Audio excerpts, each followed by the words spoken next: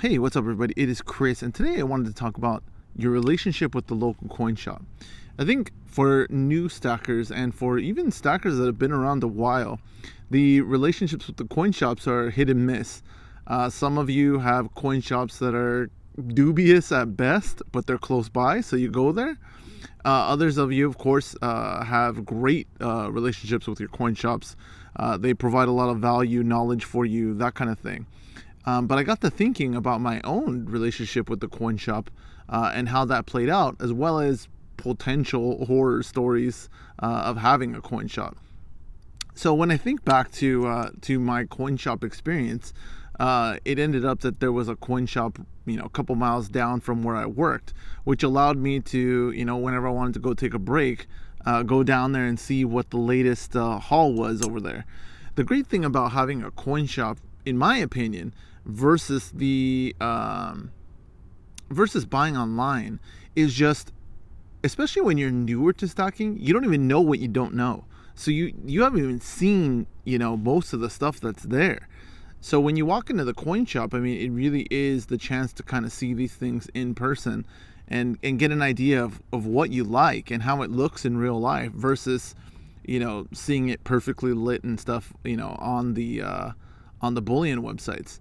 It's also nice to kind of, depending on the shop, be able to, take something out of the case and see it, hold in your hand and say, is this something I really want? That being said, there's also something to be said for ordering it off the bullion exchanges because it's like Christmas Day. You get to unbox it and see what you got. But as far as my relationship with the coin shop, it definitely started from a place of less value to becoming more and more valuable over time. What do I mean? Well, when I first went there, I really didn't even know anything about anything. And this particular place, it seems, was pretty filled with regulars going in there and, buying stuff. And, they had their people there. So when I would go in there, it kind of felt awkward, felt out of place, wasn't really sure what it was I was, looking for, and kind of just laid low. And I think what that ended up doing in the beginning was kind of lowering the value of going to the coin shop for me versus, had I spoken to them more and asked more questions and things, I definitely think I would have gotten more out of it. But even with that being said, as time passed, they got to know me, knew when I came in kind of what I was going to do. Me, I'm a big, not necessarily window shopper, because if I go there, I'm definitely buying something. But I like to look at everything. I like to see, what somebody else brought in. And in that particular area, there were a lot of different, pretty much every day for a long time, there's just different stuff. People were going in. I think what it is like it's not an older community per se, but it's a very well-established community. And so, for lack of a better way of saying it, when people pass away there and their family finds, Grandpa Joe's coin collection, they rush in there and sell it, probably for spot or a little bit over, because they don't even know what they have. And I did see a lot of that with the coin shop, people going in there not knowing what they have, and the coin shop would just, it's so funny to hear, the very lackadaisical, lethargic, yeah, this is this, and, they're pretty common, and blah, blah, blah.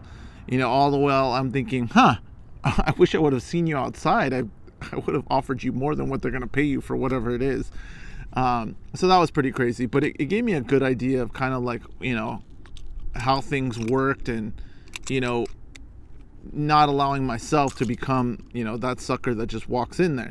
Now, that being said, I did have early on in my stocking time where I wanted to change to larger bars versus having the eagles that I bought. I think I sold 60 eagles at spot and turned it into a 100-ounce bar. With, obviously, I put some more on top from my own pocket. But, nowadays, that would be heresy, selling eagles at spot. Who does that? But at the time, again, I didn't know any better. I was like, well, I want this, and I don't really want these, so, here you go. So little things like that, I think if I would have had a better relationship, they may have said, again, it's speculative, but they may have said, nah, we'll give you $1, whatever it was, $1 over, $2 over, you don't want to sell those, whatever the case is. So those kind of things are very interesting to me, and I think that's definitely something where I lost out on a lot of value, as far as their experience and asking questions and things, and potentially also not walking in there with an agenda. Like, for example, not walking in there dead set on, I'm going to sell this and come out with cash. Because if you do that, again, it's like sharks. They can smell you a mile away. They know, they're going to make money off of you. So that kind of thing is pretty interesting. Also, one of the things with my coin shop experience, with that particular coin shop, was there were different people who worked there. And so, like, the main guy, I think it was like the owner, was like very, very knowledgeable, cool guy, like, no pressure, just kind of like there or whatever. But one of the other guys, he was, I don't know, how like you get that vibe, like where somebody's kind of slimy, like, like they're nice, but like it doesn't seem genuine.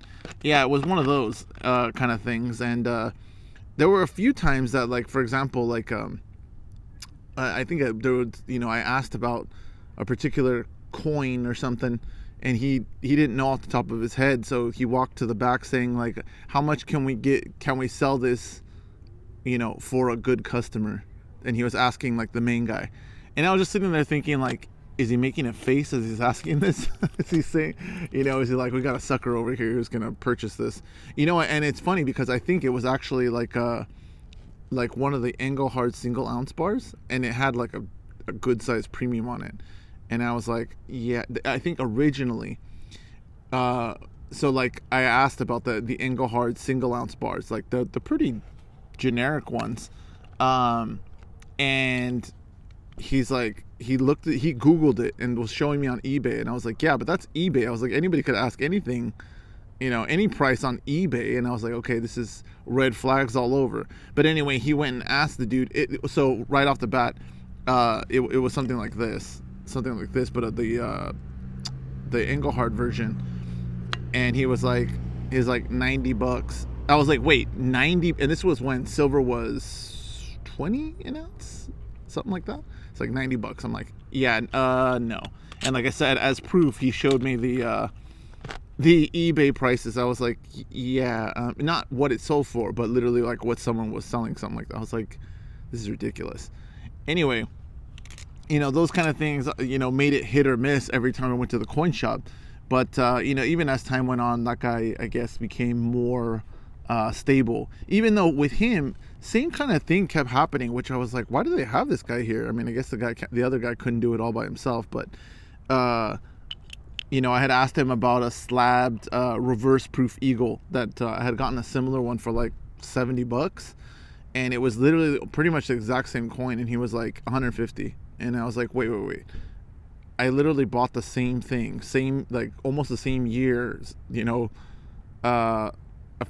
week ago. Like, why is that one so much more expensive? He's like, yeah, that's how much it is. And then I was like, are you sure? Because da-da-da. So then he looked it up in the red book or whatever, and he was like, oh no, we've got it mispriced. I was like, huh. I was like, is it I'm just a sucker, or was I lucky that I asked the question when I did? So little things like that, you know what I mean? Again, unfortunately, I'm not T, the silver stacker, and I don't have the ability to seek out all the local coin shop owners, but I wish I did, because it's so awesome to see, how nice they are, how cool they are. He meets so many great people by doing that. So that's awesome. But again, also with this particular coin shop, one time I had put some money down for them to save me a new 1 ounce, I think it was 2021 gold maple 1 ounce, brand new. They're like, I have a few of them, and they're pretty nice. Anyway, I had left some money to save one for me because I didn't have enough when I was there to make the whole thing. So then I came back like a day later, and he's like, oh, it's like I sold it. He's like, you want a Krugerrand? I was like, wait, what? Like, no, there's no comparison. He's like, I'll give you a deal. He's like, I'll give you $50 off of what I was going to charge you. I was like, I bit my tongue, took the Krugerrand, because at the end of the day, I was like, gold is gold, doesn't matter. I mean, I'm getting a good price. Although, all things considered, the gold maple is, more pricey than the Krugerrand. But I was like, I don't have a 1 ounce Krugerrand, so I ended up taking it with the discount. Looked up the price and then took it.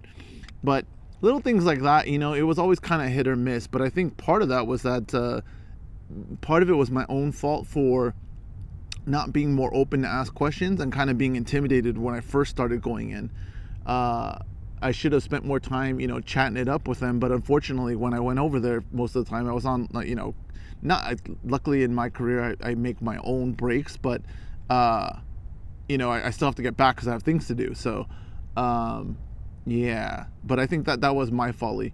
But it's interesting, and I'm wondering what your experiences with your coin shops are, and what are some of the horror stories that you guys have encountered that could be a warning to other stackers, because I think especially with everything going on, there are always so many new stackers coming into it, and if they get burned on the front end, it really sours them on stacking in general. So sharing that in the community is always useful. Anyway, that's it for today. See you later.